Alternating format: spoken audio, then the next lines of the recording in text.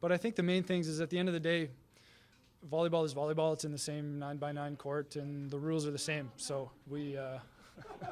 Is that on the back of your shirt? Yeah, it's on the back of the shirt. You did. A little free shout out for you. And it doesn't matter who's on the other side of the net. You need to still execute to the best of your ability if you want a chance to win. That's right, Brett Walsh. Welcome back, ladies and gentlemen. It is Tuesday, February 14th. Happy Valentine's Day. This is episode 55 of the 9x9, the 81 square meters of the best volleyball coverage on the internet. My name is Rob St. Clair, live from Chicago. That is Everett Delorme, live from Toronto. Everett, happy Valentine's Day, my friend. You too, buddy. Much love to you. Much love to everyone who's joined us. Much love to our listeners, and much love to the Discord community and everyone a part of the community. Always all the love on Valentine's Day. Also send my best to Caitlin, your fiance, because she is not spending Valentine's Day with you. She's you are spending Valentine's Day with me instead. So send the best to her. And same goes for you and Sam. Yeah, it's a thrilling Tuesday night for Valentine's Day where their respective boyfriends, fiancés, whatever, are talking about volleyball while they just sit there. So yeah, shouts to my fiance Caitlin for waiting for me to do the show. Yeah, and I mean, this is pretty standard in my life anyways. Pretty standard. Yeah, me too. You know, for years and years I was, coaching, and so Valentine's Day was I was always coaching. Then again, I was usually single. So a little bit different now. As a Valentine's Day gift to the people, Everett, and I didn't tell you I was going to do this, but I hope that you enjoy it. I want to give the people something from when we were last together in Austin, and just kind of float it out there and see how it goes. It's this. Oh no! Oh no! The glasses! Oh no! Oh no! You're welcome. Why would people. you do that to me? Let's look at that again. Oh. This was pre-drunk stream. This was pre-drunk stream. For those who haven't seen it, you have to become a member and go check that out. Those were actually a gift from Caitlin. So once again, right. Yeah. Thank you, Caitlin. And Rob he was wearing similar glasses. Once again, you'd have to go over to the drunk stream to check we were wearing them at the start of the stream, weren't we? I forgot all. We were wearing them for a while. That's one of the few things I remember from that night. Oh well, I was scrolling through my photo library. I'm like, you know what? I think we need to put this on the show. I think the people would love to see this. So no, that was cause for harassment and bullying, and I'm going to report you to HR. More time. Amazing. This is what happens when I control the assets of the show, is that I get to throw in gems like this. Oh no, that is just brutal for me. Just brutal. All right, I expect that to be a Discord emoji very shortly. Yeah. Let's just jump into it because it is another busy week in volleyball. We got plenty of Champions League. We have VNL news, and we got some secret Norceca news. I think we're going to be breaking some news on this very show. Allegedly, we are. Allegedly, because it's nothing's for real yet. But first and foremost, we got to talk about the CEV Champions League and what is going to be a big day tomorrow for a lot of reasons. First of all, we've got lots of matches, but in what is it's a good thing from a bad situation. The CEV is going to be allowing all of these matches to be free on the CEV YouTube. So you're going to be able to watch every single one of these matches free on the CEV YouTube. And those are going to be in support of Save the Children. And all of that money is going to be going to the children in the victims of the Turkey disaster, the earthquake that we saw last weekend. From last week, sorry. So make sure you guys check out these matches, and it's going to be a big day of volleyball. I am going to be driving all day, so I won't get to see any of it, but I will get to see it when I come home. It is going to be a big day of volleyball. So we have some questions answered about matches from last week pertaining to Turkish teams that were rescheduled, reformatted, moved around a little bit. So the first two are two women's matches. So the last two matches in the sort of pool phase, the women's side, are being played tomorrow. The rest of them were all played last week, and we can talk about kind of the pool situations. But Fenerbahce versus Łódź still needs to be played, and Bank versus Novara still needs to be played. Both really good games on the women's side to just finalize the seeding as they go into that 11-team bracket. But Bank versus Novara is being played at Novara. It was scheduled to be in Turkey. That was obviously not played. So Novara gets the benefit of playing Bank at home twice. Now, it didn't go that well for them last time, but maybe they can steal one. And then Fenerbahce versus Łódź is on a neutral site. And of all places, it happens to be the Max Schmeling Hall in Berlin, Germany, where later on that day, the Berlin Recycling Volleys will host another Turkish team, Ziraat Bank Ankara. So there's three matches, 2 men's, 1 women's, that are pertaining to the rescheduling with some Turkish teams. And it just so happens that 2 of those will be played in the same hall in Berlin. Yeah, I mean, it's an awesome chance for Berlin fans to get to see some women's volleyball and some men's volleyball at the same time. If I'm not mistaken, I don't think that there's a Bundesliga team, like a women's Bundesliga team from Berlin, or not anyway, not a good one.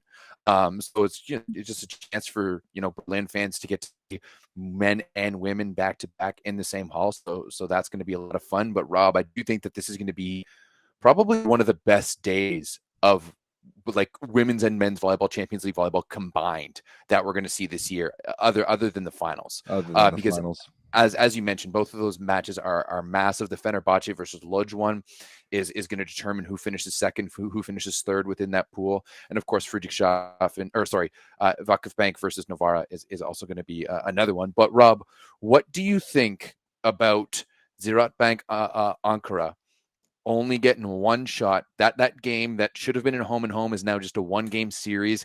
They're not playing on a neutral site like we're seeing the Fenerbahce versus Łódź match. It's just a straight up home match for Berlin. Winner moves on. What do you feel about that?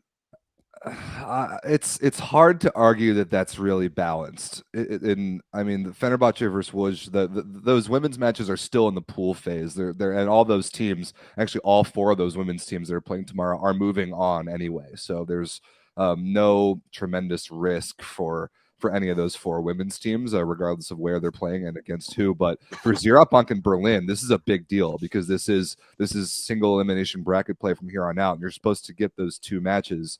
1 at home, 1 away. Ziraat Bank did not get that 1 at home, and that is not their fault. So the fact that this is going to be a 1-match do-or-die series and is being played in their opponent's home gym is a massive advantage for Berlin, and I don't know how you could argue that that's entirely fair. Yeah, no, me neither. And you know what? I think there's two options here. One, you could play just a 1-game series in a neutral site, but that does take away, the ability to have a home scenario. But I don't see why they're just not trying to schedule in 2 games this week.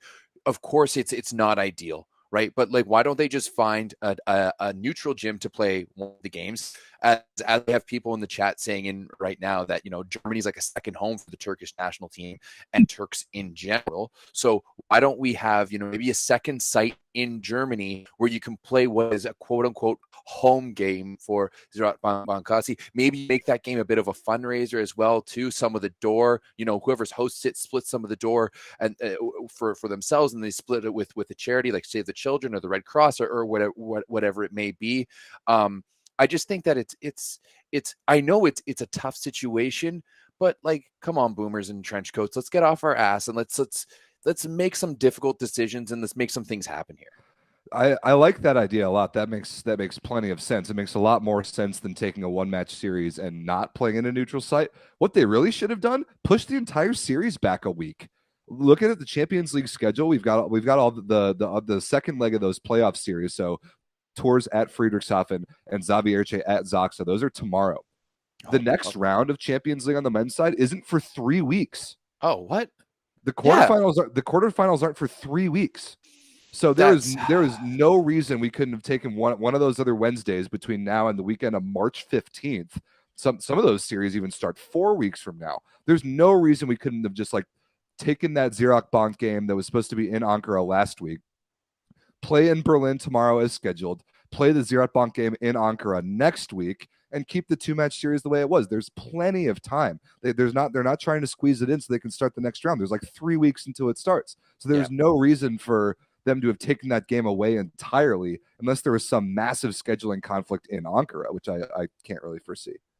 No, especially how everything's up in the air now. And I know they aren't playing any sports in Turkey at the moment, but still, especially like, and this is a completely selfish reasoning as a fan, this is going to be a damn good series, right? These are two teams that I find going to be very equal, and I would love to see them go toe to toe. But on the other side, who's got the biggest chip on their shoulder, and who's going to be going into that game guns a-blazing tomorrow.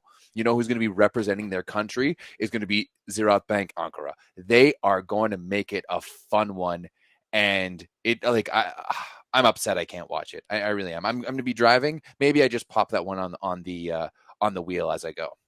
Yeah, I'm only going to get to catch the first maybe half of the first set because I'm calling Tours vs Friedrichshafen, which starts only half an hour later. So yeah, there's going to be a lot of catching up to do. It is cool that the CEV is putting these all on YouTube for free. That is a nice gesture, but there's a lot of the things about how this was handled that I think could have been done a lot better. And we're getting a point in the chat that I didn't know, that the Fenerbahce Łódź game in Berlin won't have any spectators at it. And that doesn't make any sense at all. For security reasons. That doesn't make sense. That's garbage. Yeah, it's terrible. Boomers. Come Figure on, it out. Yeah, I think we have to give our Figure It Out Award of the Week presented by Vera Volley Malonza to the entire CEV organization. Yeah, absolutely. They do a little bit of good for just a lot of boneheaded moves. Yeah, that doesn't make any sense. But we do have 5 great matches tomorrow. They are all significant. Zavierce at Zaxa is a massive one. That's at noon Eastern. I will be able to watch hopefully most of that one. Remember, we talked about it on last week's show. Zaxa won the first leg on the road 3-0. So the worst that they can do is play a golden set at home. And then we didn't talk about Tours versus Friedrichshafen last week because it was on Wednesday. It wasn't as good of a match as we were hoping it would be because Tours' starting setter, Zelko Choric, got hurt in warmups. And if your starting setter's hurt, that's one thing. But for your starting singer to get hurt right before the match when you're preparing on having him play is really a difficult thing to come back from. So Friedrichshafen won 3-0 on the road, and now Hafen will host Tours tomorrow. And the worst they can do is go to a golden set. And I don't know if Tours' setter is going to play, but if he doesn't, I would think that match is not going to be all that competitive. So that's kind of a bummer. That series should have been better than it was. Yeah, absolutely. I would agree. To be honest, I'm not really putting much stock to this Zaxa versus Zavierce match. I think that one's going to be another quick 3-dong, just the way they dominated in the last match and the way that Zavierce has been playing of late. I don't see that one being a big one. I see Zaxa kind of picking up some more steam as they go. Let's take a look at the bracket again while we can. So remember that Ziraatbank versus Berlin winner of that one match series in Germany advances to take on Perugia. We all know how that one's probably going to go, but regardless, getting to the final 8 of Europe is a big deal. Zaxa versus Zavierce winner advances to take on Trentino. If it is Zaxa, I agree with you, Everett, I think it probably will be. That'll be, yet another Zaxa versus Trentino matchup, and the 3rd and 4th matches that they'll play against each other this tournament already. And then Tours versus Friedrichshafen, that winner advances to take on Jastrzębski. That, of all the quarterfinal series, could have the most upset potential, maybe, depending on how JSW is playing on that particular day. But nobody's beaten Perugia in that quarterfinal. Zaxa versus Trentino will be good, and then Hawkbank versus Lube. We already know that matchup. That's going to be really good. Yeah, absolutely. I'm just excited for the rest of the Champions League, no matter what. But especially that Hawkbank versus Lube matchup. Lube hasn't been fantastic so far this year, and I really like that Hawkbank team. I rate them a lot. Ma'a, I think he's like just on the outside of a top 10 setter in the world, the way he's been playing recently. And the addition of Thomas Jeschke, I think it's going to be good. I think it will too. So that one starts March 7th. That one's a week before the other quarterfinal series, and obviously we'll talk about it when it comes closer. But that just one more look at the schedule for Champions League tomorrow. All the matches live on CEV for free on YouTube, which is great. There are already schedules, so you can check out the times in your time zone, and I'm sure the Discord will be popping off about all this. Yeah, absolutely. Before we move on, do we want to touch on CEV Cup a little bit? Yeah, because sure. there was some big stuff, most notably on the men's side. Montpellier with a 3-1 upset over Piacenza last week, which was I think absolutely. didn't we talk about that one last Did, Tuesday? I think we did. we may have. You're The right. but the It was other the 7th. It was the yeah, 7th. but the other three, I mean, Karlovarsko beating Skrob Elkatov in 5. I didn't know that. Yeah, that one's massive, and we have all of the return matches. Well, 3 of the 4 are going to be played tomorrow as well. So Montpellier will be visiting Piacenza, which I think should be a big match. And then on the women's side, we've also got THY going to be visiting Busto Arsizio. THY won that first round 3-0, but they also just fired their head coach Marcello Abbondanza. So that should be another interesting matchup as well in the CEV Cup.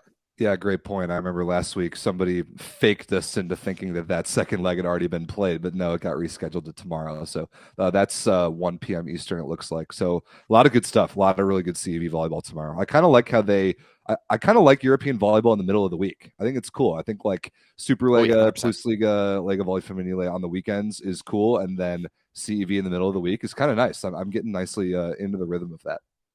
Yeah, I mean, that's like a typical European sports schedule. Like that's how soccer does it. You play domestic leagues on the weekend, and then you play Champions League, Europa Cup, Europa League, whatever, throughout the weekend. Yeah, I like that vibe. I really do. Cool. All right, that it for CEV. Want to move on to Italy? Yeah, absolutely. And because we almost saw, Rob, Perugia lose. Almost. But we didn't. It was the first time in the regular season that they did go to 5. Trento and Perugia, of course, a classic matchup. We haven't seen it as much this year as we did last year. And Trento is one of the only teams to have taken them to 5 so far this year. Semifinals of Supercopa. Lube was the other one to do it in the finals. But that was a pretty damn good match. But unfortunately, I'd have to say the Cuban Jesus Herrera was absolutely unbelievable. I think he had 27 points, 8 aces in the match. It was absolutely ridiculous. 25 points, 8 aces, 3 blocks, 14 kills. 8 aces is completely insane. That is rare stuff. Yeah, it was something else. But you know what? Trento pushed them. I mean, you had Perugia classically losing the first set. They've been doing that recently, and I think they do that a lot. I think maybe that just takes them a little bit to get up. And after sets 2 and 3, I even fell asleep through a little bit of set 4. I was a little bit hungover. So trying to stay up through that match was a little difficult. But man, Trentino, when that team is going, they've just got weapons everywhere. Yeah, and this is also without Sretsko Lisanac. He's been hurt for about 2 weeks, maybe. So Wout de Heer got the start, played pretty well. 2 aces as well, which is surprising. He's not that much of a threatening server. But I'm mostly interested in the result of this because of Perugia's strategy. Now, remember, they've had the number 1 seed locked up for weeks now. They don't need to win any game for the rest of the Superliga regular season. And they've been picking and choosing when to play some of the starters, when to play very few of the starters. I mean, they're obviously still undefeated. They have that on the line, but that's low priority. They played pretty much what I would say is their entire starting lineup in this match. And that includes Jesus Herrera starting at opposite over Kamil Rykliski. And that opposite position, we've said all year, is their one potential area of vulnerability. I'm fascinated to see the choices that Anastasi makes at that position going into the rest of the regular season to try and peak at the right time in playoffs and Champions League. And if Herrera, like I've been calling all year, is actually going to take over that starting spot full time in meaningful matches, I'm curious to see how that goes. I mean, I think that Herrera's efficiency is let's be real though. He only scored 14 points offensively. Right? And 9 errors. His offensive numbers 9 errors. His offensive numbers aren't that great. 9 errors is absolutely massive. And Rykliski he's not going to give you that plus side of the aces. He's I would say a better blocker than Herrera, but he's going to be more steady and he plays within that system. But at the end of the day, it just gives Perugia so many scary looks, and especially if Herrera is teeing off like that, it's a little bit scary. That one clip that they show where you can just see the curve. Vicious. Oh man, that is absolutely. It's like he slices it. It's just straight up disgusting. Yeah, to have him and Ole Plotnitsky on the same team, like those have to be the two best left-handed servers in the world right now, I would think. That is so evil to play against. Yeah, I would say so. And Romano when he's hot too. Hey, Romano when he's hot, though. That's like a good when Romano is hot. Speaking of Romano, yeah. I want, before we move on from Perugia, how about this Wilfredo Leon stat line? Just a casual 17 for 28. No big deal. Well over 50% efficiency. Another day at the office for the best player in the world. Yeah, I mean, best player in the world. He is the LeBron James of volleyball. That it is what it is. Yep. Yeah. All right. Let's move on. Because we mentioned Piacenza a little bit earlier, and Romano was actually lights out this weekend. He was 16 for 26. Only one error, got blocked one time. He had 2 blocks and an ace for 19 points to lead Piacenza over Milano.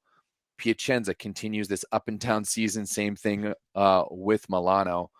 Man, Milano just looks good sometimes and then not so good. And then good sometimes and then not so good. The difference here was that Piacenza got both their starting outside hitters back. It's the first time in months that Lucarelli and Leal have both started a match and played every set. Lucarelli was out for a long time with that hand injury. Leal was out for most of the month, like late part of December and month of January. And Piacenza with a revolving door at outside hitter was never going to have that much success. And now it's the first time maybe all year that I'm looking at a stat sheet of theirs and seeing the same starting lineup all 4 sets. That's a good sign for them to be a little bit more stable. And Leal was unbelievable, 14 for 20 with no errors. So great sign for them. Yeah. Whereas on the other side of the net, that P2 position really proven to be a problem. Magdarejo, not so great in the first 2 sets. They bring in Abadapor. He wasn't fantastic either. Also, just not much going on down the middle for Milano. Augustin Lozère, you're only giving him like 9 looks over the match. That's not fantastic. Milano needs to figure out their setting situation. Of course, that can't be done until the off season. And then who do you bring in? Right? It's tough to say. Great question. Matteo Piana was hurt for this one too. He didn't play, so Marco Vitelli started in the middle, and I've always thought that he's extremely average. Huge fan of Lozère, but if you have a setter who can't even set Jean Patry the ball, you're likely not going to have that much in the way of middle attack. And I think I did say this even at the very beginning of the year that the best thing about Lozère as an offensive attacker is these really sophisticated approach pass that he runs and these drift patterns to get him separated from opposing blockers, like the stuff that Simone used to run with DeCecco all the time, and the stuff that Lozère runs with DeCecco on the national team. If you think Paulo Porro is the caliber of setter who can run that style of offense in the middle, you are crazy. You're sorely mistaken. Yeah, right. Absolutely. And you're just not seeing the passing from Milano right now. Only 33% positive. That is not good. Right. That's averaging under a 2 pass for sure. That's absolutely brutal. So that's a bad news bears for the club out of Milano. All right, a few other notable ones. Mons picking up big win over Sterna. Arthur Schwartz was the MVP in that one. He dropped 20 points and he came off the bench in sets 1 and 2. Like, he was just a sub in sets 1 and 2, and he has been absolutely unreal for Monza. So far in the past 6 matches is when he's really been the starter. He has 84 points now in the 22 sets in the past 6 matches, and that's 84 points of his 111 so far this season. So he has been swinging at about a 3.8 points per set clip. Last week was one of his worst games all year, but he has been fantastic since then, and it really bodes well for Team Canada this summer with Schwartzy figuring it out on the right side over there. And his efficiency is actually higher than Grosier's right now.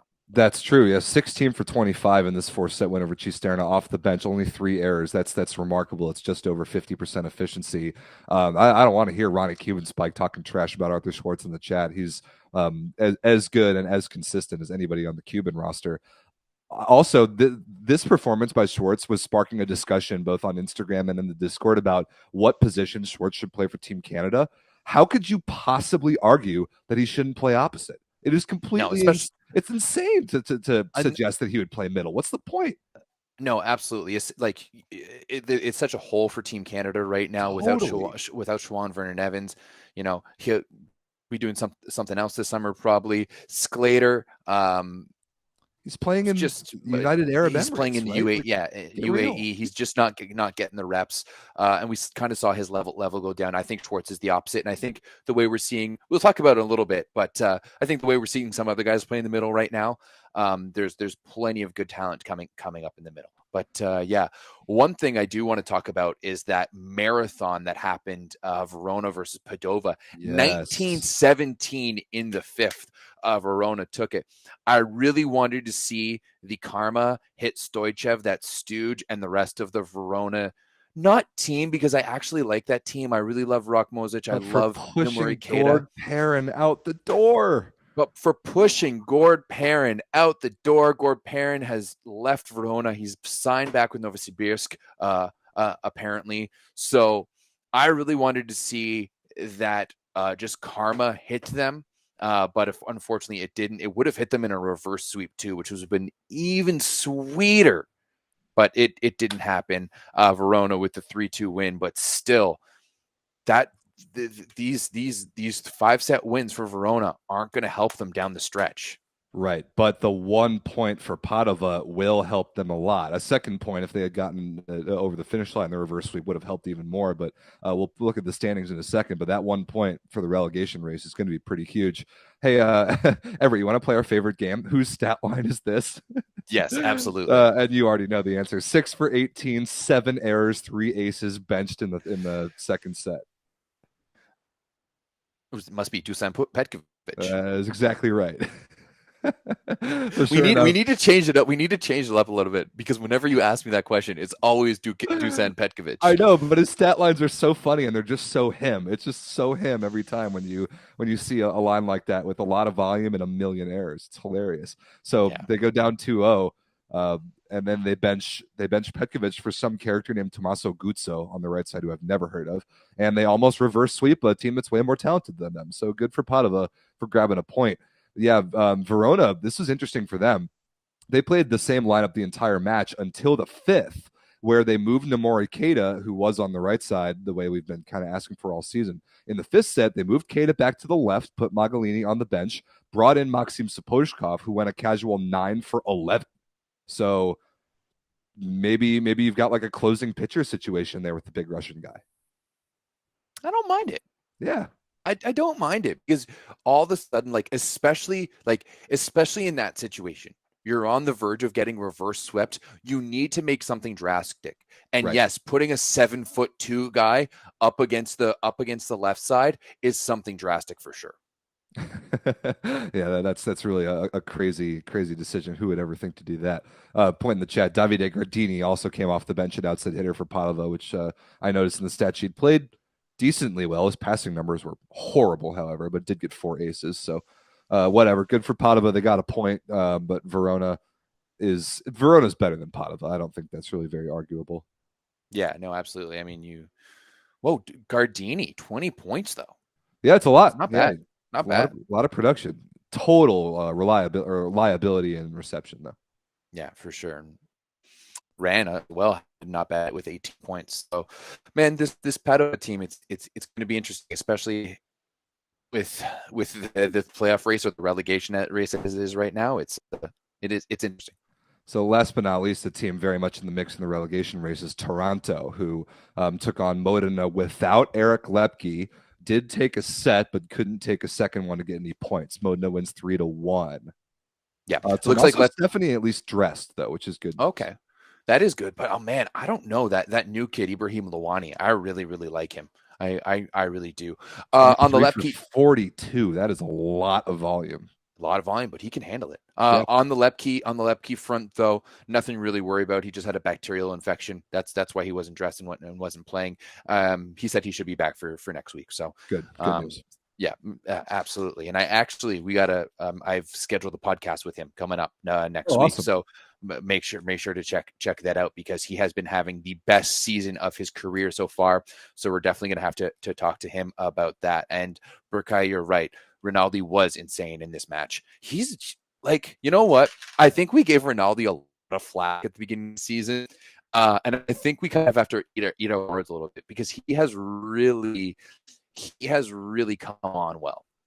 Yeah, 5 aces. He was by far the best server in the match for either team, and that's not something we really expected from him. Not a strength that I ever really identified in his game. But he was good offensively too, and it's weird for a guy with that career arc and the all the hype surrounding him as a prospect as he was coming up through the Modena system to be sort of the hinge point of that Modena team. Because when they're good, it's because Rinaldi is good. And a lot of times when they're bad, it's because one or both of their outside hitters are bad. And this time, Tommaso Rinaldi was awesome. Ingapet really good as well. So Modena's going to play to their peak ability when their reception unit works and when their offense runs. With Rinaldi's how he's been this year, do you think he gets a sniff at Italy this summer? Like, would you pick a Rinaldi over Recine? Yeah, I'd probably pick him over Recine just because of size, and Recine doesn't really bring anything. I mean, he doesn't really bring anything more offensively than Rinaldi does. They're both pretty average in that area. I think it would go Micheletto, Lavia, Bottolo in that order, and then 100%. Either Rinaldi or Recine. Who knows? Yeah, I mean, even last year we saw Gardini in there as well for like we saw him in Ottawa at VNL, and I think when there was no Micheletto or Lavia. Is that correct for Italy? That's right. Yeah, we did see him a little bit. So we saw him there, but yeah, I think that with the way Rinaldi's been playing, he should definitely get a look at the national team. Fair enough. Let's look at the standings, shall we? Yeah, absolutely. Because the standings, I mean, it's much the same. For the first time all season, Perugia doesn't get the full 3 points, but it doesn't really matter as they've already locked up that first place. Modena still sitting in second. I think they might get away with it. I still think Trentino is a better team, but somehow they had some early season tumultuousness. But when you look down at the rest of it, there is just carnage. Lube, who surprisingly enough didn't play against Siena. Do you know anything about that? I think it was a COVID postponement. Weirdly enough, not that there's any cause for alarm. COVID is just part of our daily lives now. We're kind of over panicking about it, but that match was postponed. It'll be made up. Let's see on the schedule if that's set yet. No, it's not. That they'll have to find a date to make that up, but that obviously that matters with Siena not having played all those matches. Not that they were going to beat Lube, maybe, but maybe they grab a point and separate from Taranto a little bit. Who knows? I don't know, man. Siena has been one of the hottest teams in 2023, and Lube has been one of the worst. So that was one that I was looking forward to. Yeah, good point. So coming up this weekend, as we look at the standings, Taranto versus Siena head-to-head is absolutely huge and could straight up decide the relegation race, especially if you assume that Siena might lose to Lube. Those two teams dead tied at the bottom right now with 14 points. Siena does have a better match win-loss record right now, but if Taranto beats them head-to-head, points obviously is the main tiebreaker. If Taranto wins, they jump out of relegation position. So that match is enormous. Perugia, Cisterna, whatever. Lube versus Piacenza, maybe could be that. Yeah, I think that one could be good. Once again, has Lube won a game in 2023? Yeah. Oh, no, yeah, they did. They beat Cisterna last weekend or the weekend before. Yeah, I mean, I think it was just one. But still, that's like 1 for 3 in the Superliga so far. So I don't know. I'm not sold on this Lube team right now, and I mean we haven't been able to see them in a while, so it'll be interesting. But people saying in the chat that the Siena Lube game in Siena was canceled because of the potential for an earthquake. Tiny little earthquake alarm went off, and they didn't want people in a bunch of people in a structure, so they postponed the game. That's interesting. I haven't heard that one before. Probably reactionary to the Turkey situation. Yeah, 100%. I mean, we've already lost too many lives to an earthquake in recent times, so it's better to err on the side of caution in that case. Yep, totally. So I don't see a whole lot of potential for movement this weekend because Cisterna's not going to beat Perugia to jump into playoff position. But everything else, I mean, I guess we'll just catch up on it next week. Siena Taranto, honestly, is the game I'm most excited to watch, weirdly enough. I mean, that Lube Piacenza match is like those two teams are tied, right? Yeah, that's pretty good. So that could figure some things out there. And who's Verona playing? Verona's going to be played in Modena. And once again, Modena, there's just so up and down, right? It really depends on if they decide to play that day. I do think that they're starting to figure it out a little bit more, and Lagumgia has been lights out the season. As we said, Ronaldo's been getting better. But still, Verona is a team that I think on their best, Verona can play with anyone. I agree, but on their worst, they can lose to anyone in the league. They can lose to anyone too. Yeah, exactly. 100%. The Stoichev effect. Yeah, absolutely. Yeah, Toronto Siena is on Saturday, by the way. Every other match on Sunday, like we're used to. Okay, fair enough. Let's wrap this up and move to the women, because the women was quite spicy this weekend. We talked about a few matches, and those ones were some big upsets. If you look down at the middle there, Bergamo taking it 3-1 against Novara, and then Bisonte Firenze taking it 3-0 against Chieri. I watched a little bit of that one, and I mean, they just look so much better. They're 4-0 since they've added Malinov at the setting position, and Firenze is becoming one of the hottest teams on the women's side here in Italy. Yeah, that was a huge win. That was very big for Firenze to get very much in the mix in the playoff position, and Bergamo, great win as well. We can't say this enough this year. If you're American and you've been watching the Lega Volley Femminile this year, you've got to be scratching your head like I am. Why is Kalia Lanier not in the national team, Jim? That girl is having an awesome year. Awesome. Yeah, she has been lights out so far, and I mean, I think what did she score, like 27 this weekend? Maybe not, but she scored a lot. I know Volleyball Report was posting about her this weekend. Awesome. Also, big shout out to Volleyball Report. That's an awesome Instagram account that does such a good job covering the women's game. And they have some awesome graphics and stuff like that. So you guys should definitely go check them out on Instagram. Yeah, Lanier, 23 for 40, only 3 errors, 50% efficiency. 50% efficiency on volume like that in the women's game is insane. That's phenomenally good as like a primary scorer, and it's Bergamo's fun to watch because they'll chuck her high balls in position 6. Like when in doubt, they don't love their opposite position because they've got kind of two characters who have both played, Lorena and Georgia Frosini. And yeah, Lorena was bad, made way too many errors, but they throw out of system balls to Kalia Lanier in the middle of the court to take on triple blocks, and she, first of all, rarely makes errors, but a lot of times scores points in those situations. She's having a very, very good year, and I would be very upset if Karch wasn't noticing that. Yeah, 100%. And you know what? Both of those wins for Bergamo and Firenze just makes that and bottom playoff race in Italy so interesting, because Bergamo won and Busto won and Firenze won, so they all get the full 3 points as well too, and they all just keep moving up.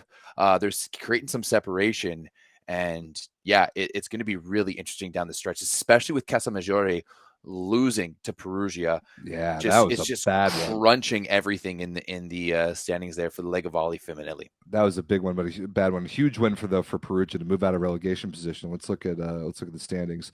Yeah, so Perugia is basically clear now, unless Macerata and Pinerolo can grab a win somewhere. Those two teams are not good. I don't see that happening unless they play each other. Yeah, Firenze is on the doorstep of the playoffs. Valafolia has dropped out. Cuneo is slipping down pretty badly. Chieri is, let's see. Wow, even after the loss, they're still striking distance with Novara because of Novara's loss. Man, that is a really, really packed playoff picture, maybe even more so than the men's. Yeah, it's I would say, I mean, the men's is actually, I don't know. It's tough to say. There's just more teams on the women's side as well too. Yeah, there's basically 9 teams playing for 8 spots on the men's side, and I think on the women's side there are more. I would say Valafolia still has a chance. Maybe even Cuneo still has a chance because they have so many matches left. They've got way more matches left in the season than the men do. Mm-hmm. Yeah, absolutely. Looking forward to some of the matches this weekend. There's going to be a big one from Chieri against Novara on Saturday. That one's definitely going to be watched. Also, we have a relegation match with Pinerolo taking on Perugia. Of course, that would be a big opportunity there for Pinerolo to make some ground. If they got the 3 points, they'd still be 2 points shy, but still, that's a good one. Casalmaggiore is going to be taking on Conigliano on Sunday. Valfolia against Milano Busto against Bergamo. That could be a big, that could be big one. good. That if Busto can pick up a win against Bergamo there, that would put them even. And then on Tuesday, man, Firenze has to play 2 games in like 4 days. On what is it? Yeah, it looks like on Tuesday they have to take on Cuneo, and then the Saturday after that they're going to take on Valfolio. What's up with that? What's up with the Tuesday game? Didn't we just have one too? I think Scandici played Pinerolo yesterday. Yeah. Why is there a Monday game? And like the Family is turning into the PlusLiga right now. Games all throughout the week. Speaking of the PlusLiga, I have that asset up ready to go next. You want to talk about Poland? Can we drop a quick add to that volleyball.store real quick before Certainly we can. do? Yeah, absolutely. If you guys want to look good like me, I know I have my sweater here somewhere. Here we are. If you want to look good like me, or grab some of our as I pull it here, our 9x9 squared merch. Actually, I went to a pub run this weekend, Rob, where you run from pub to pub to pub, and I wore some 9x9 merch, and I got some funny comments about the spicy volleyball. The spicy volleyball is a great logo. Yeah, absolutely. So I was just steering some of my running friends over to that volleyball.store. And if you're a fan of this show, you should go check that out as well. Let's head over to that volleyball.store. Use the code SPICY for 15% off. If you're in Canada, it just takes care of your tax. It's a lot of tax north of the border, eh? Still celebrating 10,000 YouTube subscribers and 1,000 Discord members. So shout outs to you all. And it's Valentine's Day. Maybe some of you watching things get a little spicy for you. So use that code for 15% off. Absolutely. And yes, Rob, now let's jump over to the PlusLiga, because there was some fun going on in the PlusLiga this weekend. Most notably, Warszawa, which has been the hottest team right now, kind of in men's volleyball, you'd have to say, other than Perugia, of course. But like 8 wins in a row. They've won 10 of their last 11. They win 3-1 over JW. That was an absolutely massive one from the team from the capital. Also, Kuprin Lubin with a 3-2 win over Skra Belchatov to pull themselves even further out of the relegation race. But we saw the Team North America, almost, let's call it, because we got Jake Haynes and Dalton Sanoski teaming up for Bielsko-Biala, and they got a nice win. That team has been something else since the addition of Aras Dosanjh. Massive addition. And Jake Haynes, another 26-point performance in this one. He's looking good. He's looking pretty good. Yeah, they do get 2 points. I'm not totally sure it's going to be enough, but it is cool to see Aras Dosanjh get to start somewhere. He hasn't really gotten to do that in a couple of years. Dalton Sanoski actually started the 4th set, so you might be talking about Jake Haynes' numbers, but he couldn't stay on the floor because he was busy making 11 errors. Yeah, not the best numbers from Jake Haynes, but hey, you win some, you lose 17% efficiency. As if I haven't been telling the volleyball world about this man all along. Yeah, I mean, let's not look at Dalton's efficiency though. There, so minus 56%. So, oops. Yeah, oops is a big oops. I want to look at the numbers from Warszawa versus JSW a little bit more. I'm noticing that Benjamin Toniuti only started the 1st set. I wonder if he got hurt. That would certainly explain why Yashimsky didn't play all that well. Amy Terraporti came in the 1st, started the rest of the match. Who played opposite? Tell me it wasn't Hadrava. Okay, good. It wasn't Hadrava. He only came off the bench just a little bit. Yuri Glotter was good. Stefan Boyer got blocked 6 times. That's certainly not going to do it. Kevin Tilly for Warszawa was phenomenal offensively. Didn't pass the ball very well. Arthur Schalpuk is having a great sort of comeback season. Yeah, so real quick. At the beginning of the year, we were all about comeback player of the year, Stefan Boyer. I am rescinding that award, and I'm giving it across the net to Arthur Schalpuk, because that is a dude. I mean, that's a dude who was quote unquote one of Heinen's favorites in for the 2018 World Championship run, and then he just disappeared. He hasn't been on a Polish roster since. Everyone said he was washed, but the dude has been unreal. 21 points in this one. What is he? 21 for 30, 63% efficiency. That's absolutely unreal. does he make things difficult for Nikola Grbic and the Polish national team looking at this summer, looking at the Olympic qualifiers? Because, okay, you've got the 1-2, right? You've got the 1-2, and it's the best duo in the world, right? It's arguably the 1-2 best left sides, but then you got Slivka, and then you've got Fornal, you got Kolak, and now you got Shalpuk as well. Like, And Bednorz. Yeah, that is, I mean, and we've Bednorz. Oh my goodness. said it for a Can we long have time. two? Can we have two Polish teams, please?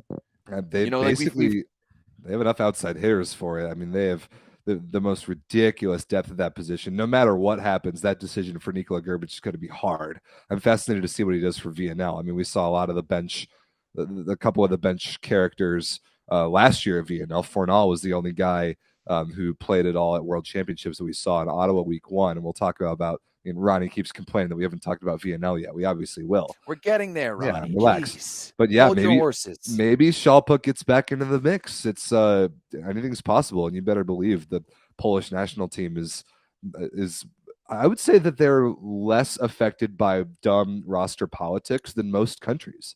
I think that they really use their league and use the league performances as a stepping stone, as a barometer for national team talent. And if there's a guy who had a great year in the PlusLiga and could help the national team, there's no reason that he couldn't crack that lineup again. Yeah, 100%. I think just too because they have, like, the majority of their team plays in Poland, right? Only Italy is like that, Right. Comparatively. But yeah, they're truly like, you know, a Team USA basketball or a Team Canada hockey situation where they can literally have the pick of the litter in terms of some of the best players. Like, you know, in Italy, there's a pretty steep drop off after, you know, even after the first two. You go to Botolo, okay. After that, it's a question. But man, like, Poland is like 8 deep on the left side of good guys. You've got plenty of guys like Bolaj and Karl Butrin as well, who can do some great things on the right side. Jan Ferle was fantastic for them. So yeah, Poland just I think that the foreigner rules has really helped Polish volleyball really, really thrive.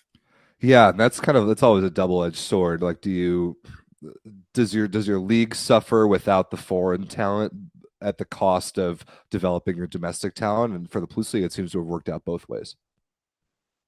Yeah, 100%. So it's been fun to watch this year. But I do truly think right now that Zaksa is the best team in Poland at the moment. They got a nice 3-0 win over Lviv. But I'm still picking Resovia, despite the curse. I still am picking Resovia. I really like that team, even with Matsuya Muzai on the right side, who I don't like at all. I think Resovia is they've been the most steady team. But when you look at that roster, like, DJ DeFalco has been having an absolutely unreal season, and I 100% give him that. But meh, the rest of that roster is just meh. You know, it's just meh. For me, it's as long as you've got Drizga setting, it's just going to be meh. Like, come playoffs, is he going to be able to lead that team, right? Jakub Kofranowski has essentially been like, he's just been meh. Why? Because Drizga's dishing the butter. Yep, I agree with that. Ronnie has a question, and I hate to agree with him on this. Is he the only one that thinks Kamil Semeniuk in Perugia has been underperforming in comparison to last year, and now he relies more on team results to stay relevant? I have noticed that Kamil Semeniuk's numbers in the Superliga this year haven't been overwhelmingly good, and he's had a little bit tougher of a time staying on the court than we might have thought. Yeah, we don't have to dig into it, but just like a thought to float out there while talking about Polish outside hitters.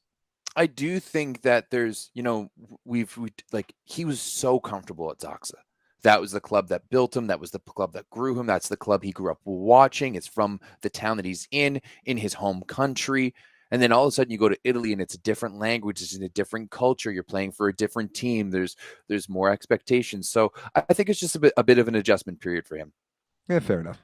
Okay, that it for Poland. You want to move on? You alluded to some some American, Canadian, like North American favorite teams earlier.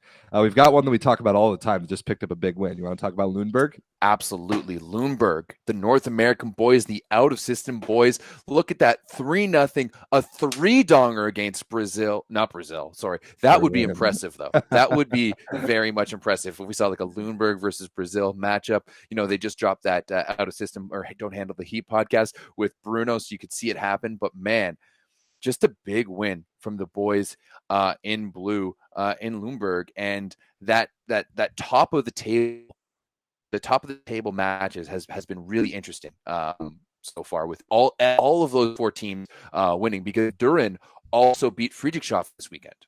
Yeah, and then Friedrichshafen beat Lundberg the week before. So I don't. Yeah. I won't claim to totally understand the way that the Bundesliga segments the top and bottom halves of the league when we get kind of this like intermittent period in between the main regular season and playoffs. I don't really understand how that format works, but it does produce like basically guaranteed good matches against all the top 4 in the league. And this one, I mean, Lundberg has been so close to beating Berlin this year so many times. We've gone to 5 sets with them so many times. Finally, they get over the hump and they do it convincingly. I mean, 21, 24, 21 were the set scores. That's really good volleyball. Jordan Schnitzer actually led Lundberg in scoring with 13. Yeah, absolutely. Well, that's definitely when I talk. Well, first and foremost, I definitely want to give the shout out to Joe Worsley, because you guys got a 3-dong win and you have 4 hitters hitting in double digits. Your team you guys hit 54% as a team. That's pretty damn good. They only had 2 errors and 4 blocks.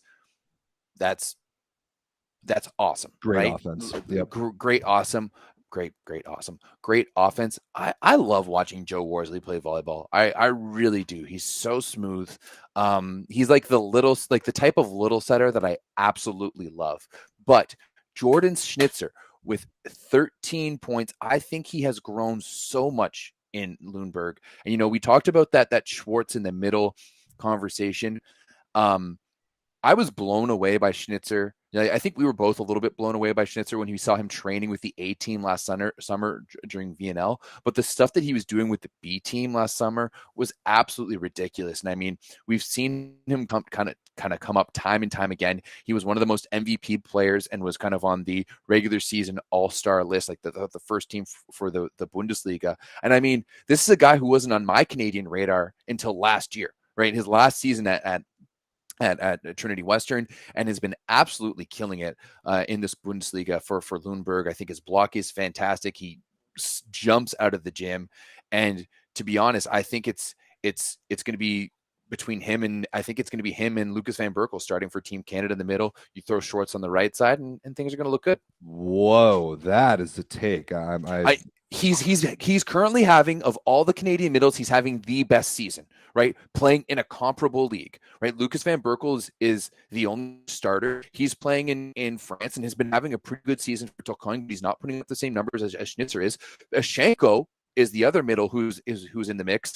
He's up, like he's the other guy on the court with him. And then the other guy that I would look at is Xander Kaczynski, who's sitting on the bench for this Lundberg team, right? Yeah, so I would 100%. And of course, you have to consider Jackson Howe too. I think with a different coaching change this year, I don't know if Semyon Vuo might be as open to having someone of Jackson Howe's stature in the middle. So we'll see. But I do think Jordan Schnitzer has raised his stock massively, and it's going to be very interesting to see where he plays next year, because I think he's already outgrown Lundberg, and he might have already outgrown the Bundesliga, if not for Berlin. I think you got to be a little careful on that, because like I think we talked about it last week, the rookie effect in professional volleyball. You got to be able to sustain that. Just in sports in general. Right. It is a risk. I mean, he is having a phenomenal year. He looks amazing. It is a risk to have a great year, jump up a level of difficulty for your second year, because that could come crashing down. I hope it doesn't, because I really like Schnitzer's game. I like a slightly undersized, crazy athletic middle. That's a fun player to watch. But yeah, I'm just happy for Lundberg. I'm happy for this team finally getting one against Berlin, which they've been trying to do all year. Also, I was looking at the stat sheet the other day and got pointed out in the Discord. Since when is Ben Patch back on the Berlin roster? I think from what we've seen in the Discord that he's like the just like a random option, and like he's not even practicing with them. But it's good to see him back out there. Maybe we see him in a Berlin uniform again. I wouldn't mind seeing it. I wouldn't either. Ruben's shot, by the way, horrible, 7 for 25, 2 errors. And he was the outside hitter that didn't get benched for Berlin. So they're basically their entire team didn't get off the bus. And somebody made a good point in the chat that they go to Lundberg, get 3-dong right after all of them bleached their hair. It looked really stupid. Yeah, that's if you're gonna do a move like that. I mean, like I remember hockey teams and like soccer teams used to do it back in the day. I was never subject to that. I think it's I don't know if I like it. But if you're gonna do a move like that and then get 3-donged, I think it's just a bad look. It's an absolutely bad look. Hard to disagree. Yeah, but going back to this weekend, we got Düren and Lundberg going to be playing at 3 p.m. Germany time. So I have no idea what that time of it here is. Like what, 9 a.m. maybe 8 a.m. Probably 9 a.m. here on Eastern time. And that's going to be on Saturday. And then you got Berlin and Friedrichshafen at 5:30. So that'd be 11 a.m. on a Sunday. So those one's going to be both matches, both totally. Really good matches. All right. You want to shift our focus North American stateside a little bit? Yeah, absolutely.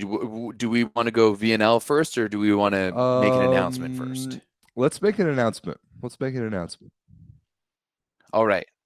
We have learned that the alleged, because it's we nothing's been announced yet. So as long as as I learned from Pat McAfee today in his current suing situation as he's getting sued by Brett Favre. I'd love to get your take about that off camera. Brett Favre, we're talking about it because it's volleyball related. Brett Favre, was laundered a bunch of money for his daughter's university team in Mississippi. Whatever. Yeah. Well, whatever. But allegedly, it looks like the site and the host of the 2023 Norceca Championships, men's Norceca Championships, we announced the women's last week, is going to be in Charleston, West Virginia. Country roads take me home to the place I belong. West Virginia is going to be awesome. Why are you so excited about this? Because when am I ever going to get a chance to go to West Virginia? And you know what? They have an undefeated NCAA team right now. Charleston University just made it into the top 15 on the AVCA pool, right? I love it. I love the idea of growing the sport in a place where it doesn't get a lot of play. And I think in my view, and I know where you're going to go about this, and I love the idea of bringing an event like this to a small town, because international events like this matter in a small town. When you bring it to a larger metropolis like Shreveport-Bossier City, the place that we shall not be named, it just gets lost in all of it, right? There's so much going on. But when you go to the quaint little town like Charleston, West Virginia, I really hope that the local organizing committee is going to get people from the community out, just like Barstool does for Rough and Rowdy. That's what I want to see.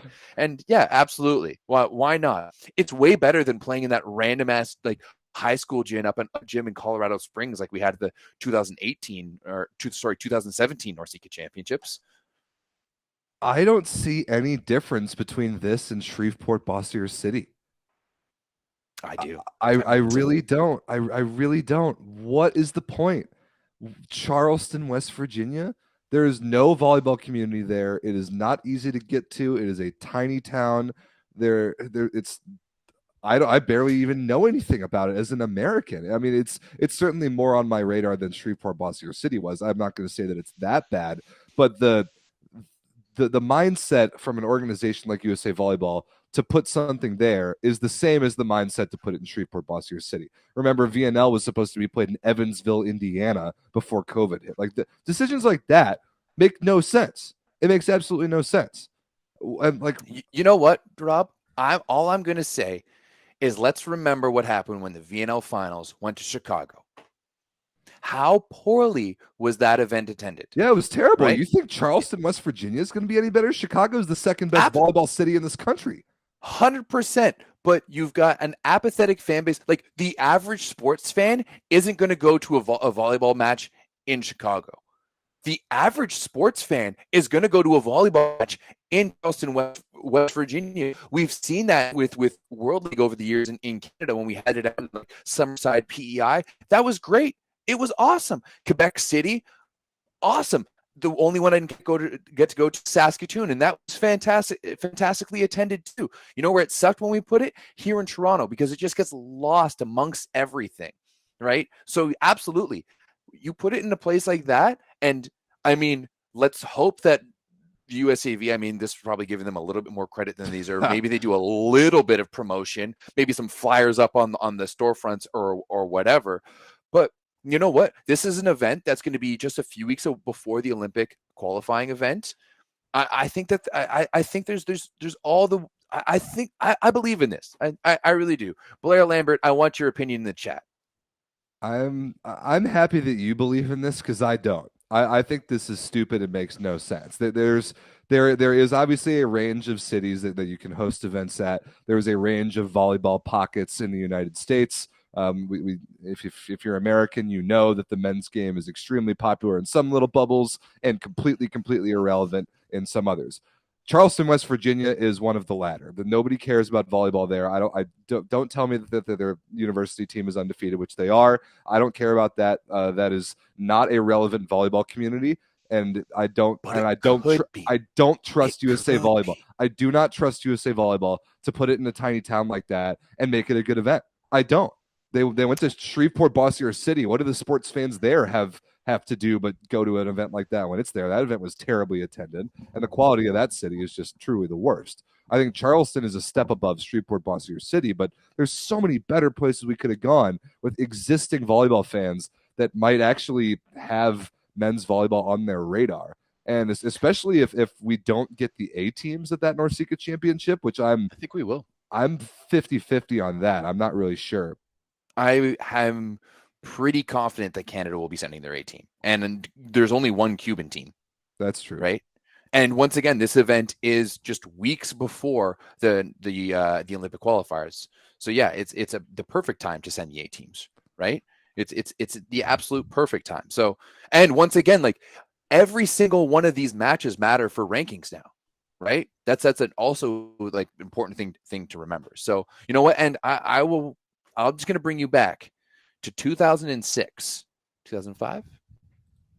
Fuck, I'm old.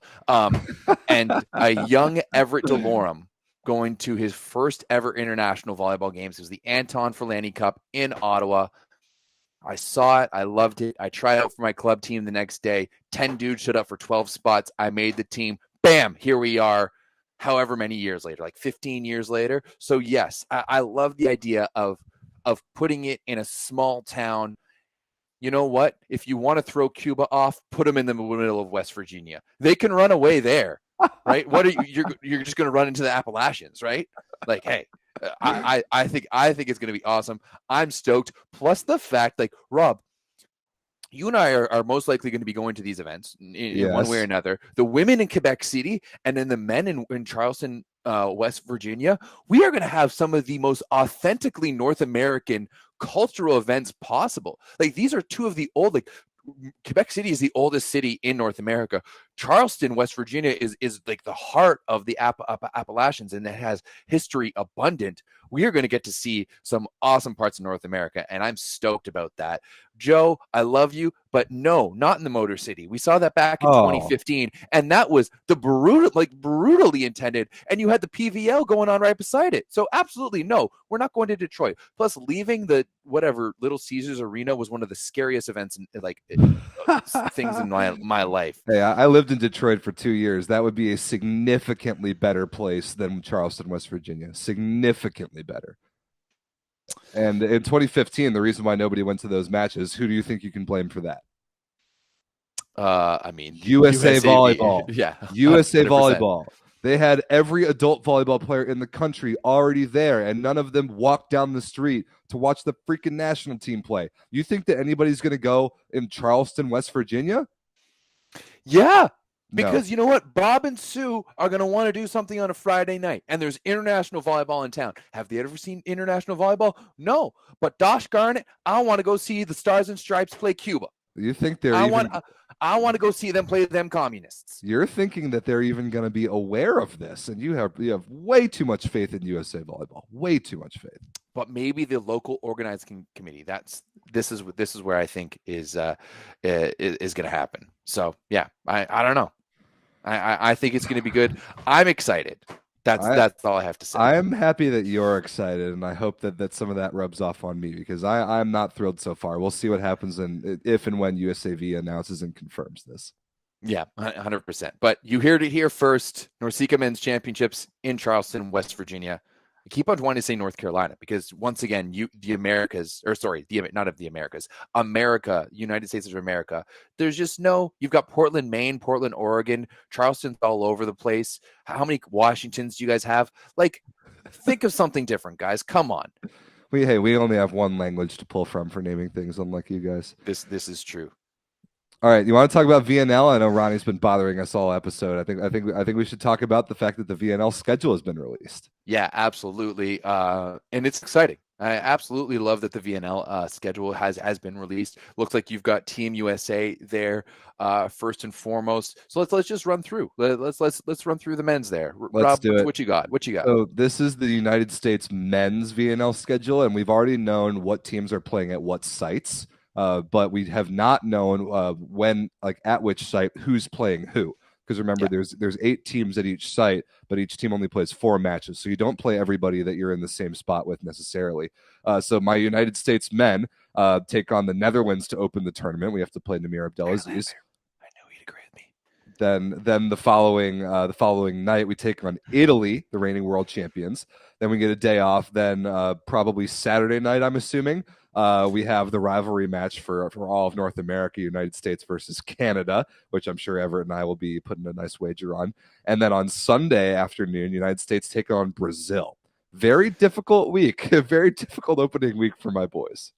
I have to say, Ottawa is going to have some banger matches. There are some banger matches.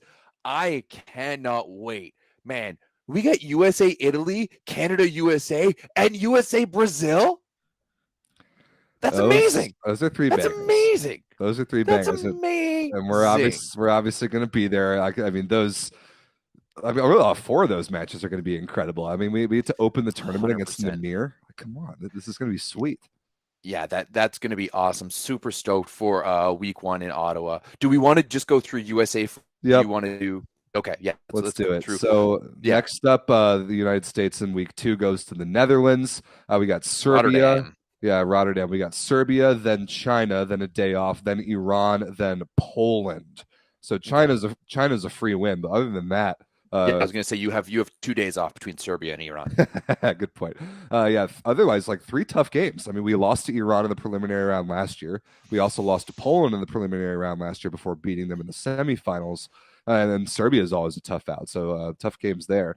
Then last but not least, Anaheim, obviously, which I'm very excited to be at. And that will be the Ronnie Cuban Spike game, the United States versus Cuba.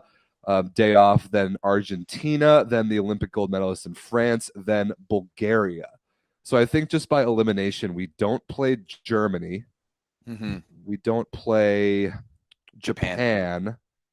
And there's one more team that we don't play, Slovenia. We don't play Slovenia, Germany, or Japan. That's interesting. That's like probably a mid-tier draw as far as our opponents go. But that is a lot of very, very good United States matches, especially in North America. USA Cuba is going to be awesome. USA France in LA, awesome. USA at Canada in Ottawa, awesome. Like, that's going to be incredible to be at those games. And USA Brazil is also going to be another one. You know, the Brazilian fans are going to come out of the woodworks for that. Trust me, every Portuguese person in Eastern Ontario is going to don a Brazil jersey and pretend they might not even know what volleyball is, but they'll don a Brazil soccer jersey. Trust me, I saw it back at World League in 2007.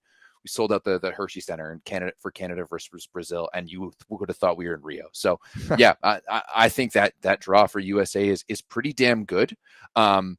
all of the teams that you don't get to play are kind of mid-level teams. It would have probably been 3 wins. All right, let's move on to the Team Canada one. Our Ottawa draw is all right. You've got 2 bangers though. First and foremost, Ronnie, the fact that you're not coming to Ottawa pisses me off so much. I just want to kick you out of the Discord just because you're not coming, because we have Canada versus Cuba, game 1, Tuesday night, Wednesday. It's got to be Tuesday night. Yeah. Yeah, it's the Tuesday night. Going to be in prime time, 7 p.m. Let's go. Canada versus Cuba. We're going to start your World League or Nations League off with a loss. Thank you very much. Take it easy. Bye-bye la visite. Okay. After that, it might go downhill for Team Canada. We know how tough it is for Canada to take on Argentina. They have been our arch nemesis for a long time. They're so skilled. Let's see what kind of roster they bring and how our guys are playing. That's going to be a tough one. Of course, then you've got Canada versus USA. Historically, we always play USA really, really tough. So that should be a fun one. Regardless, like the fans are going to show up to that one. Oh, because yeah, if there's ever an easy bill to sell, it's always Canada versus USA. And then Canada versus Germany. I mean, we've had Canada versus Germany now like 3 times in Nations League. I would have loved to see someone else, like Brazil is going to be there. Who else is going to be in Ottawa that week? Italy. Yeah, I don't remember the other couple. Yeah, I don't remember them either. But yeah, it's I think it's going to be awesome. We don't have the banger of the schedule. I think we can go 2-2 here. We can beat the pretenders out of Cuba game number 1. Remember, the only relevant team that they beat last year was Qatar. No matter what Ronnie said, they need to prove themselves first. Like, you guys have like 2 wins against us in the past decade. Like, come on. You need to show it. It doesn't matter how good Herrera is when Gianelli's setting him the ball. Goida is going to be out there, setting doubles on quicks. So yeah, that one's going to be good. And then of course USA Canada, like prime time. Friendly reminder, Everett, that Cuba beat Turkey in the Challenge Cup final. And how did that match go for you at the World Championship? Bro, our roster is going to be so different, right? Turkey also lost to Denmark, might I remind you. So anything is going to start. You, Everett, got 3-donged by a team that lost to Denmark. Don't be forgetting that out here. Yeah. Okay. Well, whatever. One thing I do know is that we're going to finish up this tournament with a win. All right. As we go down the roster. Next up, we're going to be heading over to Orléans, France. Ronnie, apparently you're ditching us in Ottawa to go to this garbage of a tournament. But we get to take on Japan, Slovenia, Bulgaria, and then of course France. This one's going to be another tough week. I think we can pull out that win against Bulgaria. They're another team that's going to be on the cusp of relegation. So yeah, it should be a good one. Of course, Nikolov is going to be in full force, but I mean, who else do they have? Like Parapunov, Antanasov. I'm not too hot on Bulgaria. I think that they're going to be one of the teams that are going to be relegated. Historically, we've generally done really, really good against Japan. Not so much of late. So even though that one's going to be at 7 a.m. our time, I'm going to be interested to see that one. And Slovenia is beatable depending on the roster. Yeah, depending on who they've got out there. I mean, is that golden generation going to move on and they just have Rock Mozic, Gregor Ropret? Good question. We'll see. I think like Team Canada is going to look much different than they did last year. And then finally, I honestly just want to point out that terrible scheduling at the bottom there. So they've got 18 hours between the finish of the final match from Poland, then to take on China right off the bat in the Philippines. So that one is going to be tough. Both of those games are scheduled on July 8th for us North American time. But I mean, when you look at that, the strategy is very, very, very clear. Play 100%. The bench versus Poland. Absolutely. Obviously, you play the bench. You play the bench versus Poland, and then you take on China. I think Netherlands is hands down definitely a winnable game for Team Canada. So it should be a good one. I think we can go 2-2 in that one. for sure. And I mean, overall, Canada gets a pretty good draw. They don't have to take on Brazil, which is decent. Yeah, you don't have Brazil. You don't have Iran. And you don't have Serbia. Mm-hmm. So those are three like tough games. Like we have to play all of the lesser teams. Let's say, which is good for our relegation race, because that is the name of the game. I do think that, I mean, we're going to do previews a little bit later once we get closer to the VNL. I think when you look at this roster and you look at the way some of these guys are playing, we mentioned Arthur Schwartz and Schnitzer, Lepke. We're going to talk to him next week. Has been having, he's the number one left side in Italy so far this year. Scoring wise is having the best year of his career. He is the top scoring left side in Italy. You go look it up. 100%. It absolutely is. Beandog, where are you at? My Finnish stat master. Lepke has been having a career year. He is the top scoring left side in Italy this year, right? Okay. So, and you've got two Canadians in the top 20 of scoring, and like Magarejo is the closest one in like 29th. So suck it, Ronnie. See, this is why I wish Ronnie was coming, because that like if Ronnie was coming, all we would do for that one is just put him and I in seats beside each other and a camera facing us, and it would be gold. That'd be electric content. It would be gold. It would be amazing. All right. Speaking of absolute softball teams, I've got the Canadian women's schedule up now, and look who you get to play the first week in Turkey. You get Korea. Congratulations on your free win. Absolutely, we get Korea, and we got. Well, it was a 3-0 or 3-1 against Thailand at the World Championships. So I think that one's a good one. Historically, we play Poland really, really tough. And then we got Serbia. That one's going to be a tough one, the defending champions. But who knows? Maybe they just don't send Boskovic and co, and maybe we get to deal with the B team that still finished third last year. But that's actually very possible, especially week one. There's a great chance they don't play the starters. Yeah, 100%. So it's going to be interesting, but I'm really excited for this women's run for VNL for Team Canada. We saw our highest finish ever at the World Championships last year. We had a bunch of players playing in fantastic leagues, so it's going to be good. Week 2, heading over to Hong Kong, China, and that one's going to be a toss-up depending on what that roster looks like. Bulgaria, Turkey, who once again we have a pretty good track record against. We beat them last year, and the Dominican Republic. So. Yeah, I think that's going to be a good draw. I definitely think that we can go 3-1 that week. I think we can go 3-1 there for sure. Turkey is going to be a little bit tougher now that they have Santarelli. Maybe he can work some magic and figure out Karakuts, but if not, I think Melissa Vargas is now eligible to play for Turkey, so that's going to be interesting too. And I think that might have an effect on some things.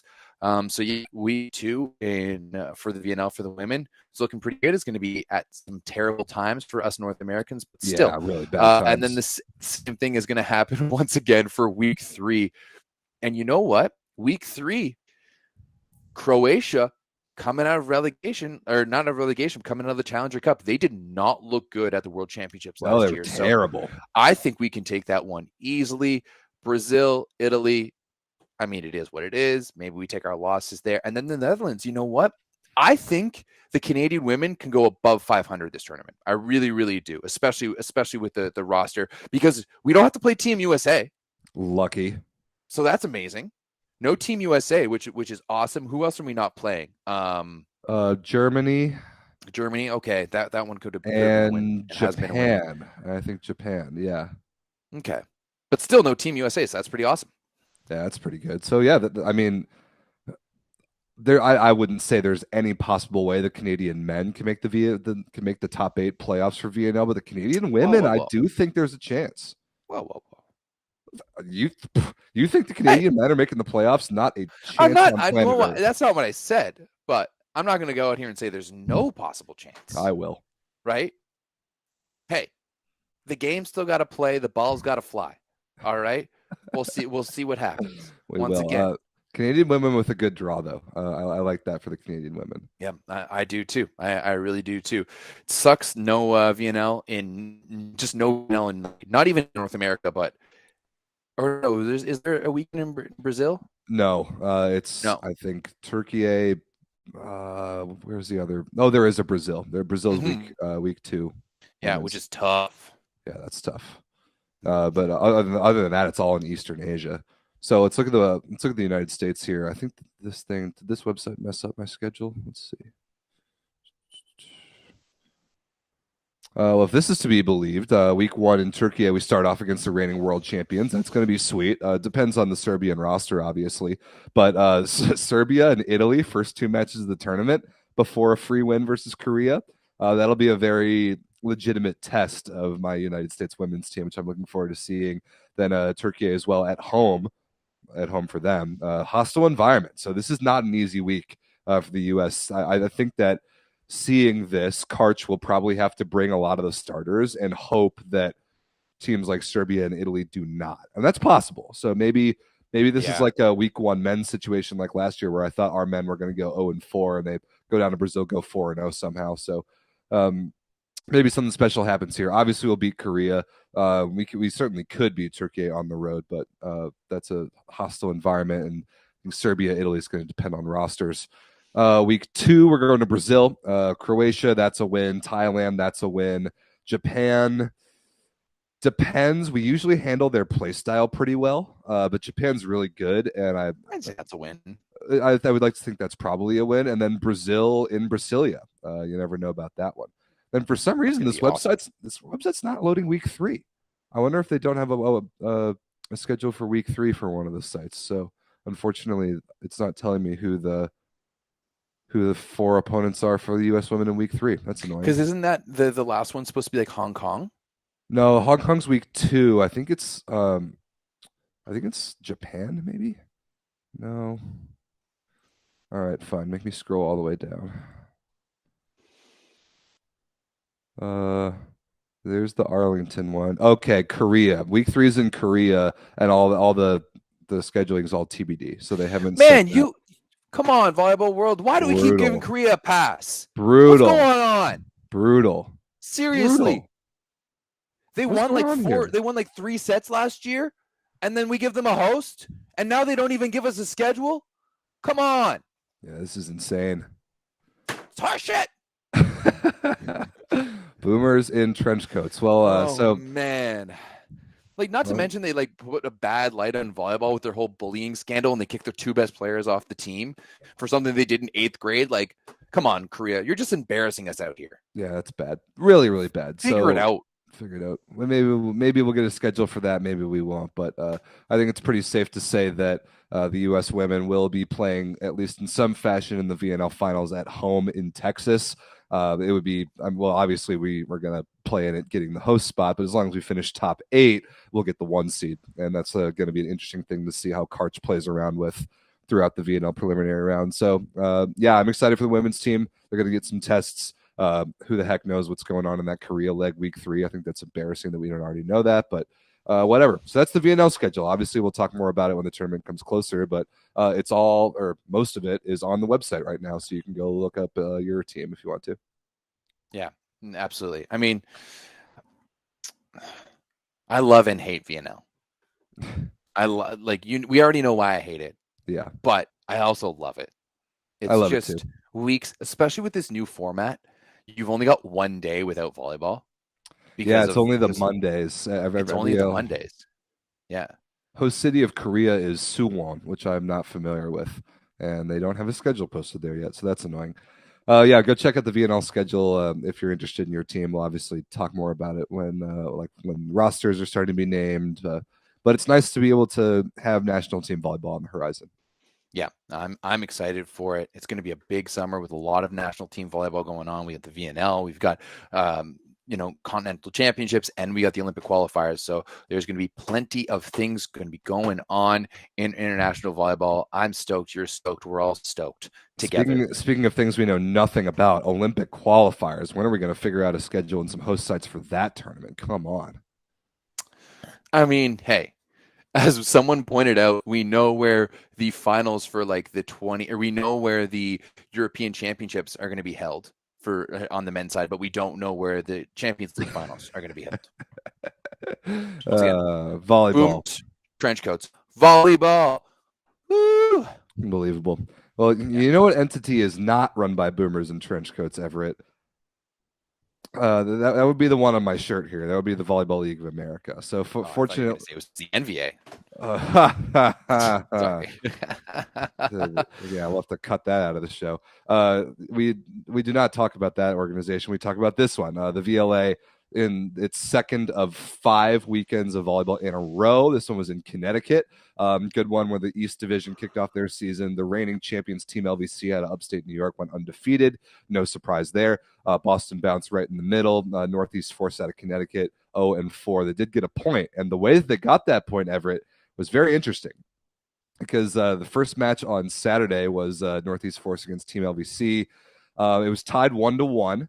It was late in the third set, and we had a first for the VLA. We had an official protest. Wow. Tell me more. What was the scenario? What was the situation? What happened? You've been milking. You just keep on telling me that there was a protest. So what happened? Break it down. Like, what led to the protest? So it was 24-22 in the third. Again, tied 1-1. It was 24-22 in the third. The Northeast Force had set point at 24-22, trying to go up 2-1. So they were serving. Team LVC sided out to make it 23-24, right? So Team LVC serving. Northeast Force had set point. Northeast Force called timeout just to organize their side out before reception, and against like having a set point chance in reception. You got to take advantage of that, right?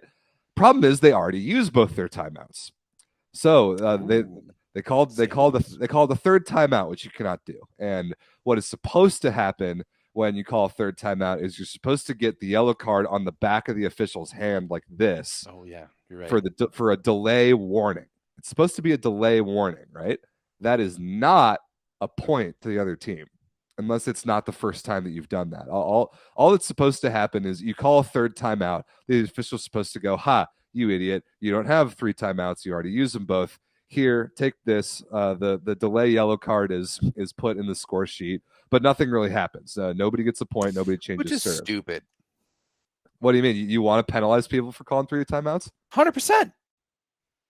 If you're that much of a stooge that you can't figure out how many timeouts you've used, like that's like, isn't it a technical foul in basketball? It is a technical foul in baskall, right? So yeah, I agree that it's dumb. It's definitely dumb to call 3 timeouts, and you should. If you're that much of an idiot, absolutely you should lose a point. Well, that was the thing, is because you are not supposed to lose a point within the rules, but a point was put on the scoreboard, and incorrectly so. So the scoreboard showed 24-24 when it was actually 24-23. So what happened then was the Northeast Force sided out, and the scoreboard said 24-24, 25-24, excuse me. The set should have been over. It should have been 25-23. And instead, the scoreboard showed a 1-point game. It was extra points, got to win by 2. We played a few more points. Team LVC ended up winning, or they thought they won the third set, like 29-27 or something like that. But the Northeast Force protested. They protested that Team LVC should not have been given a point because of a delay warning. They were correct. They were given set number 3, 25-23. They led 2-1. Team LVC took the 4th set easily.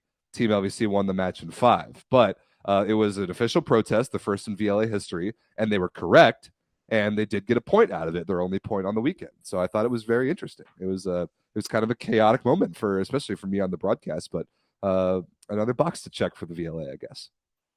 Yeah, I mean, I was hoping for a little bit more. I wanted some more fireworks. I wanted to like a big protest, maybe a bit of a fight. Oh, there was plenty of arguing, especially from Team LVC. There was plenty of arguing, but the decision was made above me. I had to get my boy Vince on the call, who was in Phoenix at the time. He was watching, and he's like, "Yep, that set should be over."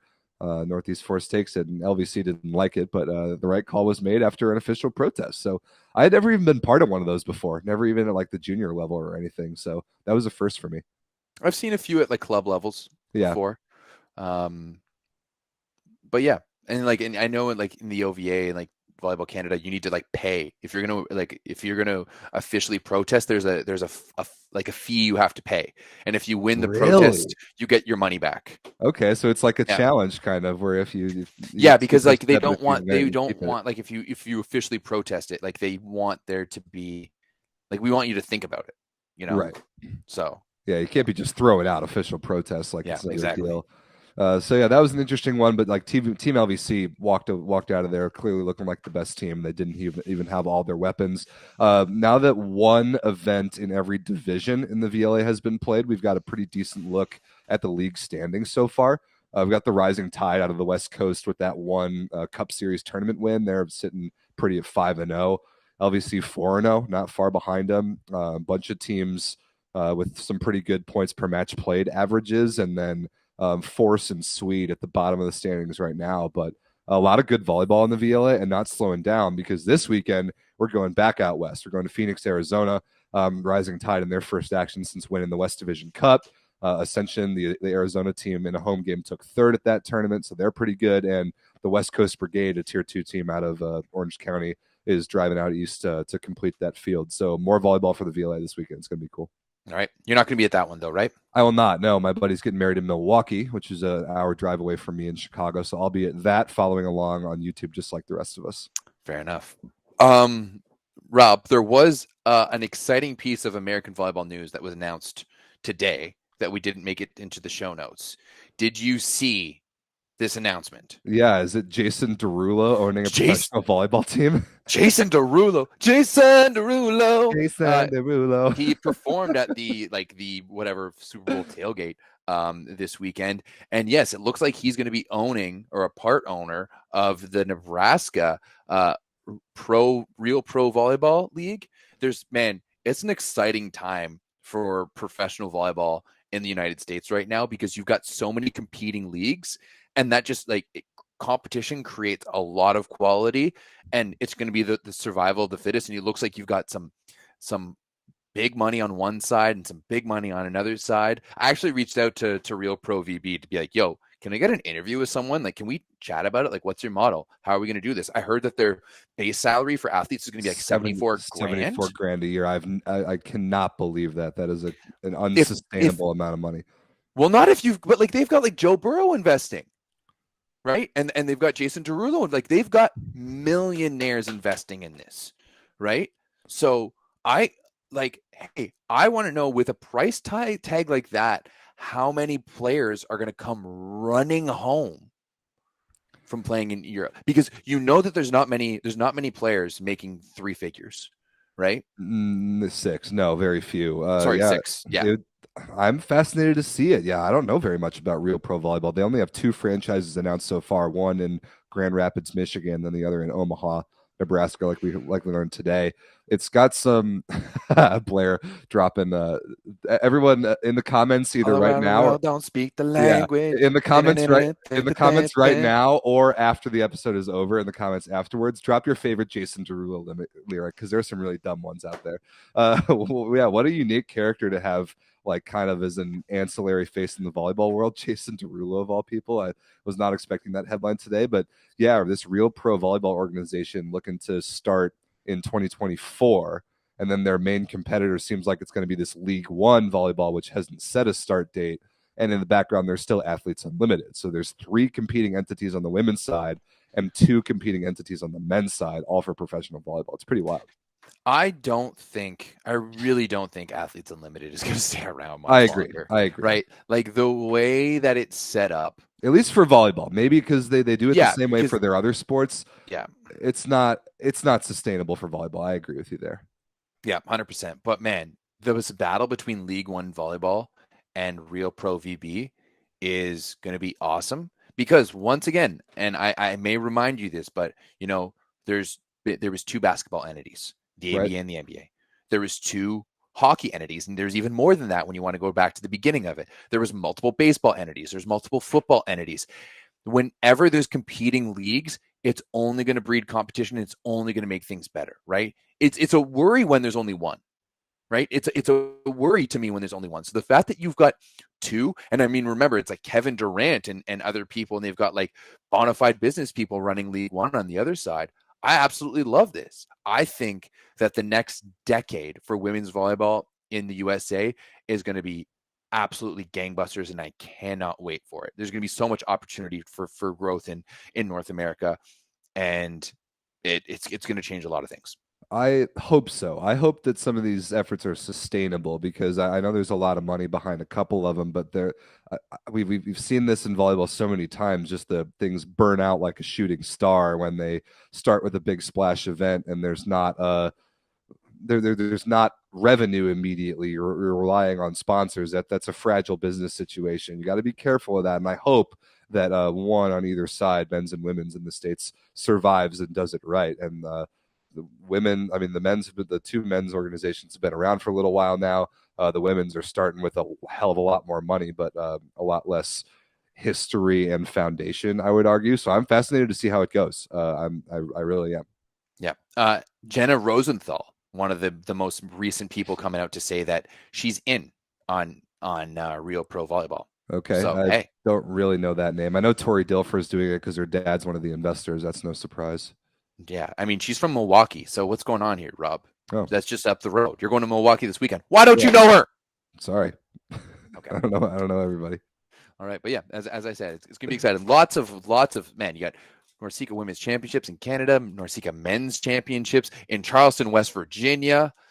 Oh, that's awesome. If there was time, I really hate that they're back to back. I wish that there was like a week in between because man, I would 100% like you could fly to Toronto. We would drive up to Quebec City together, and then we could drive to West Virginia together. That'd be awesome. We could just pack it in on the minivan. It'd be awesome. I'm not interested in any of that. I would love to fly to these places. But yeah, I mean, we'll see when this West Virginia thing gets confirmed. I'm not as high on it as you are. I'm stoked. I think it's gonna be awesome. All right, that was a really long show today.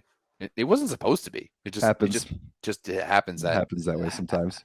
Happens that way sometimes. All right, guys, make sure to check out all of the Champions League matches tomorrow, and if you can, donate to Save the Children to help the situation in Turkey. Of course, if you're a member of the Discord, you know that it's been a little bit heart-wrenching to go into the Turkey section because it's usually one of our most lively servers that we have on the Discord, and recently it's been a little somber. So make sure you guys check out those matches on the CEV YouTube page tomorrow. But other than that, have a great weekend. Rob, have a great wedding. And it's not your wedding yet, but enjoy it. And we will see you guys next week, same time, same place. You know it. Happy Valentine's Day, boys and girls. Thanks for watching. We love you all. We'll leave you with this. Oh my goodness. No.